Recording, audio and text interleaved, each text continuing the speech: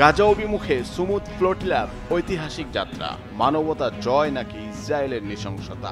ঐতিহাসিক এই ঝুঁকিপূর্ণ যাত্রায় সামিল হয়েছেন বাংলাদেশের আলোকচিত্রী ও দৃকের ব্যবস্থাপক পরিচালক শহীদুল আলম। তার গায়ের গেঞ্জিতে শহীদ আবু সাঈদের সেই অকুতবয় ছবি। এরই মাঝে বাংলাদেশ থেকে অত্যন্ত ঝুঁকিপূর্ণ এই যাত্রায় অংশগ্রহণ করে প্রশংসায় ভাসছেন এই সাংবাদিক। কিন্তু সমালোচিত লেখিকা তসলিমা নাসরিনের ব্যাপারটা ভালো লাগেনি। শহীদুল আলমকে নিয়ে ক্ষোভ ঝেড়েছেন সামাজিক যোগাযোগ মাধ্যমে। বিশেষ করে বুকে আবু সাঈদের ছবি থাকায় তুচ্ছতাচ্ছিল্য করেছেন শহীদুল আলমকে নিয়ে। কারণ আমরা পরে জানতে পারি আমাদের সবচেয়ে সামনে যেই ফ্লোটিলা আলমা, তার উপরে ইসরায়েলি জলদস্যুরা হামলা শুরু করে। সামাজিক যোগাযোগ মাধ্যমে শহীদুল আলমকে নিয়ে একটি পোস্ট দিয়েছেন তসলিমা নাসরিন। সেখানে তিনি লিখেন, বুকে শিবির কর্মী আবু সাঈদের ছবি। পুলিশের গুলিতে এবং জঙ্গিদের গুলিতে গণ আন্দোলনের সময় অনেকেই মারা গেছে, কিন্তু শিবির কর্মীকে হিরো বানানোর চেষ্টা করেছে জামাতিরা।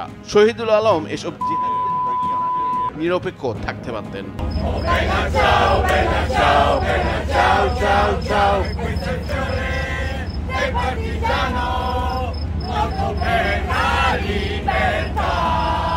নিজের উদাহরণ টেনে তসলিমা নাসরিন আরো লিখেন, আমিও তো হাসিনার দুঃশাসনের বিরুদ্ধে ছিলাম, আমাকে তো সে কারণে জিহাদিদের সমর্থক হতে হয়নি। এই যে তিনি নাও ভাসিয়েছেন ফিলিস্তিনি মুসলিমদের জন্য, যোগ দিয়েছেন মিডিয়া ফ্লোটিলা অভিযানে। যেহেতু ইসরায়েলি মিডিয়া তথ্য জানাচ্ছে না গাজায় কি হচ্ছে, সেহেতু নিজেরাই সত্য তথ্য প্রচার করবেন বলে তার নিজের দেশের মিডিয়ায় যে প্রেস ফ্রিডম বলতে কিছু নেই, সেটার প্রতিবাদ করে একবারও কি ছোট্ট একটা ডিঙি নাও ভাসাবেন না বঙ্গোপসাগরে, নিদেন পক্ষে বুড়িগঙ্গায়? ইসরায়েল যেটা চেষ্টা করছে সেটা অন্যদের উপর আক্রমণ করে আমাদেরকে সাবধান করার চেষ্টা করছে, আমাদের ভয় দেখানোর চেষ্টা করছে।